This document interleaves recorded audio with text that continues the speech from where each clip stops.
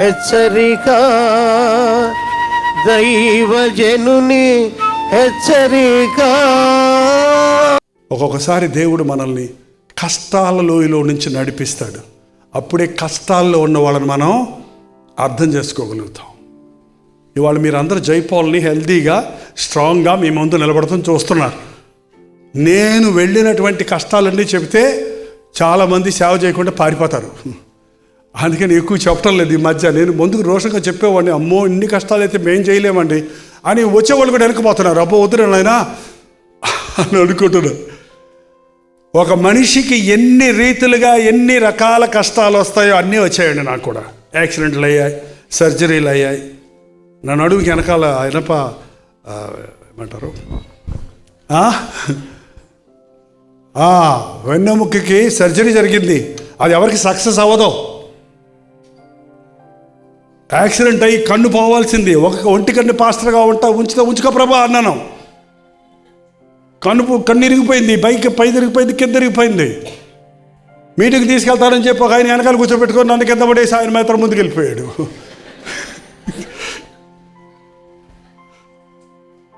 కంటి కింద ఉన్న ఎముక ఇరిగిపోయి రెండు కనపడుతున్నారు అందరూ. రెండు కనపడుతున్నాయి, 2 ఫ్యాన్లు, 4 మెట్లు, 2 కోడిగుడ్లు.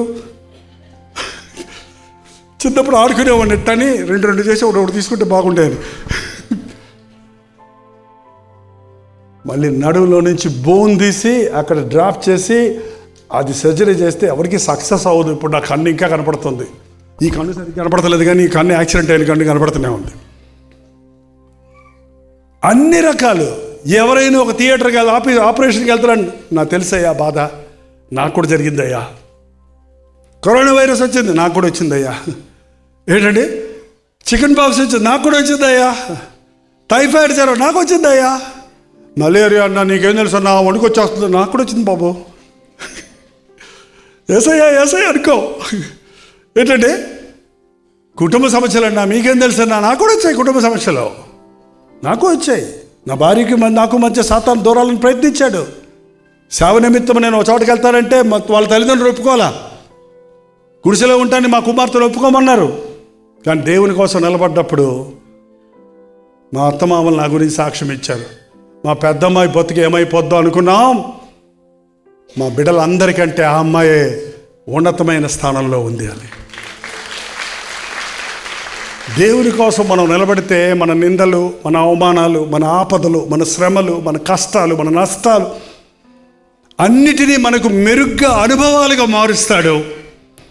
నిజంగా ఒక దైవ సేవకుడి కంటే అలాంటి అనుభవాలు లేకపోతే ఆ బాధల్లో ఉన్న వాళ్ళని అర్థం చేసుకోలేము మేము. నీకు నొప్పి అంటే ఏంటో తెలిస్తేనే నొప్పి అన్నోడు బాధ నువ్వు అర్థం చేసుకుంటాం. చిన్నప్పుడు మా అమ్మ తలనొప్పిరా ఎప్పుడు అమృతాంజనం బాటిల్ పెట్టుకుని రాసుకుంటా ఉండేది. 8 మంది పిల్లలు కదా, గోలగోలు చేస్తుంటే ఏం తలనొప్పి రాదు. నాకు తెలియక ఒకసారి అమ్మ దగ్గర, అమ్మ తలనొప్పి అంటే ఏంటమ్మా, ఎట్టుంటుందమ్మా? ఏం మనకేం తెలుసు, చిన్నపిల్లలకి వాళ్ళకే తలనొప్పులు లేవు. ఇప్పుడు తెలుసు. 10 మంది 10 రకాలు పీకుతుంటే తల నొప్పి వస్తుంది కదా. టైర్డ్ అయిపోతే, టెన్షన్ అయిపోతే, నీ నొప్పి ఇంకొకరికి నువ్వు సహాయం చేయాలంటే నిన్ను అందుకనే యేసు ప్రభు ఈ లోకంలోనికి వచ్చండి. డైరెక్ట్గా సిలువెక్కలేదండి ఆయన. యేసు ప్రభు మన వలె అన్ని విషయములలో శోధించబడినను పాపము లేనివాడిగా ఉన్నాడు. కాబట్టి ఇవాళ పాపాన్ని జయించడం ఎలాగని మనకు చెప్పగలిగిన వాడిగా ఉన్నాడు. అన్ని విషయాల్లో శోధించబడ్డాడు, నిందించబడ్డాడు, అవమానించబడ్డాడు, ఆకలిగా ఉన్నాడు, చెమట గార్చాడు, కన్నీరు గార్చాడు, అలిసిపోయాడు, ప్రయాసపడ్డాడు, రక్తం చిందించాడు. నొప్పి తెలుసు ఆయనకి, మానసిక వేదన తెలుసు ఆయనకి. కాబట్టి ఈరోజు మనల్ని అర్థం చేసుకోగలిగిన వాడు ప్రభు అండి. మన వలే శోధించబడ్డాడు. కాబట్టి ఈ బాధతో నువ్వు వెళ్ళినప్పుడు నీ బాధను ఎవరు అర్థం చేసుకోరంటారు చూడండి. నా బాధ ఎవరికి తెలియట్లేదు, మా అమ్మ కూడా తెలుసుకోవట్లేదు, మా ఆయనకి అసలు తెలియదండి, మా అమ్మకి తెలియట్లేదు, మా ఆయన అర్థం చేసుకోవడం అంటారు చూడండి. నిన్ను అర్థం చేసుకునే ప్రభు ఉన్నాడండి. ఎందుకంటే ఆ శ్రమ అంటే ఏంటో ఆయనకి బాగా తెలుసు. అందుకే నీ శ్రమలలో ప్రభు దగ్గరికి వెళ్ళు, నీ ఆపదలలో ప్రభు దగ్గరికి వెళ్ళు, నీ భయములన్నిటిలో ప్రభు దగ్గరికి వెళ్ళు. దేవుడు నిన్ను విడువడు. ఆయన యందు భయభక్తులు కలిగిన వారికి ఏ మేలు కోదువ ఉండదు. సింహపు పిల్లలు లేపిగలవై ఆకలి కొంటవి, కానీ యెహోవాని ఆశ్రయించిన వారికి ఏమేలు. సింహము అరణ్యానికి రాజు అండి. అది తలంచుకుంటే అది ఏమైనా తెచ్చి పిల్లలకు పెట్టవచ్చు. అలాంటి సింహము కూడా తన పిల్లల్ని పొస్తు పెట్టుకుంటుందేమో, కానీ ఆయన యందు భయభక్తులు కలిగిన మనకి ఏ మేలు కోదు అవ్వదు. దేవుడికి ఇచ్చి దరిద్రుడైన వాడు, దేవుని నమ్మి అడుక్కు తిన్నవాడు, దేవుని మీద విశ్వాసం ఉంచి దిక్కుమాలినోడైన వాడు ఈ లోకంలో లేడు, ఉండబోడు. ఒకవేళ నువ్వు అలా ఉన్నావంటే నువ్వు ఆయన నమ్మలేదేమో, నువ్వు అలా ఉన్నావంటే నువ్వు ఆయన ఆశ్రయించలేదేమో, నువ్వు అలా ఉన్నావంటే ఆ శ్రమల్లో అది నువ్వు ఆయనకి మొరపెట్టలేదేమో. మీరు నన్ను అడగలేదు కాబట్టి మీకు దొరకలేదన్నాడు. ఈసారి ఏ భయం వచ్చినా, ఏ శ్రమ వచ్చినా, ఏ ఆపద వచ్చినా, ఏ నింద వచ్చినా, ఏ పరిస్థితుల్లో నుంచి వెళ్తున్నా దేవునికి మొరపెట్టి చూడండి, ప్రార్థించి చూడండి. చిటికలో మీకు జవాబు దొరుకుతుంది, క్షణంలో మీకు విడుదల దొరుకుతుంది. రెండంతల ఆశీర్వాదంతో వర్ధిల్లుతారు. ప్రార్థన. పరిశుద్ధుడా, ప్రేమగల తండ్రి, మరొక్కసారి నీ బిడ్డలను నీ చేతులకు అప్పగిస్తున్నానయ్యా. ఇక మీదట నీ కొరకే నేను జీవిస్తానని, నా కొరకు ప్రాణమిచ్చిన ప్రభువు కొరకే నేను బ్రతుకుతాను. ఇక నువ్వు జీవించడు వాడను నేను కాదు, క్రీస్తే నా యందు జీవిస్తాడన్న జీవితాన్ని జీవించినట్లుగా మా ఒక్కొక్కరి జీవితాన్ని పరిశుద్ధపరచము నాయన. పుంచున్న సాతాను తంత్రాలకు, ఆపదలకు మేము లగ్గక తన రెక్కల మీద మమ్మల్ని మోసే ప్రభువు ఉన్నాడని, మహోన్నతుడి రెక్కల చాటున దాగినప్పుడు ఏ అపాయము మాకు రాదని, మా పక్కన 1000 మంది పడినా, కుడి ప్రక్కన 10,000 మంది కూలినా ఏ అపాయము రాకుండా కాపాడి దేవుడు నాకున్నాడని నమ్ముచున్నామయ్యా.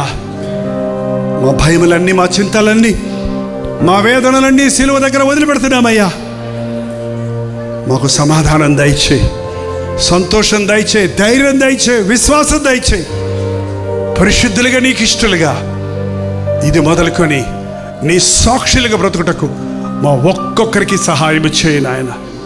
నిశ్చితమైతే నీ రాకడ ఆలస్యమైతే మరల కలుసుకోవడానికి అవకాశాలు అనుగ్రహించమని యేసు క్రీస్తు నామములో అడుగుచున్నాము తండ్రి. మన తండ్రి అయిన దేవుని యొక్క ప్రేమయు, కుమారుడైన క్రీస్తు యొక్క కృపయు, ఆదరణకర్త అయిన పరిశుద్ధాత్మ యొక్క సహవాసమును కూడి వచ్చిన మనందరికీ ఇప్పుడును సదాకాలమును తోడై ఉండును గాక. ఆమేన్, ఆమేన్, ఆమేన్.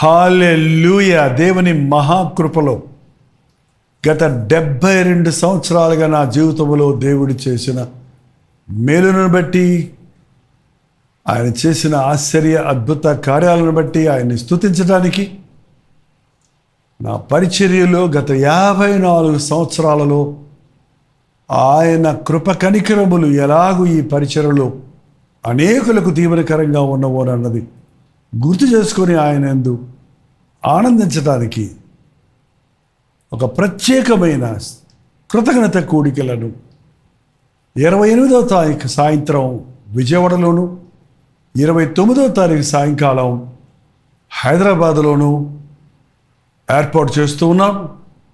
ఈ పరిచర్యల ద్వారా మేలు పొందిన మీరు మీ సాక్ష్యాలను పంచుకున్నట్లుగా, ప్రభువును మనందరం కలిసి స్తుతించి ఆరాధించినట్లుగా రాగలిగిన వారు రండి. ఫిబ్రవరి 28వ తారీఖు సాయంకాలం 7 గంటల నుండి విజయవాడలోని మురళీ రిసార్ట్లో, పోరంకి, నిడుమానూర్ రోడ్, విజయవాడ.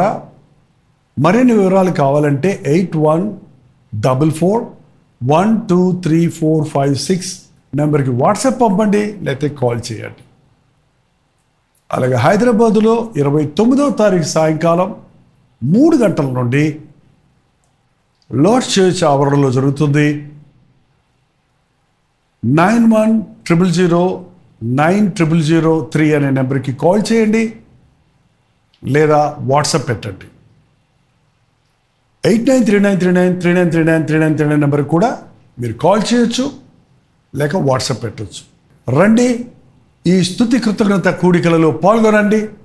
మనందరం కలిసి దేవుడు మన ఎడల చేసిన తన అద్భుత ఆశ్చర్య కార్యాలను బట్టి ఆయన్ని స్తుతించడానికి, ఆయన సేవలో నమ్మకంగా నేను అంతం వరకు బ్రతుకున్నట్టు నా కొరకు ప్రార్థించడానికి, దేవుడు చేసిన మేలులను బట్టి మనందరం ఆర్భాటం చేసి ఆయనలో ఆనందించడానికి రండి, పాల్గొనండి, ఆశీర్వదించబడండి.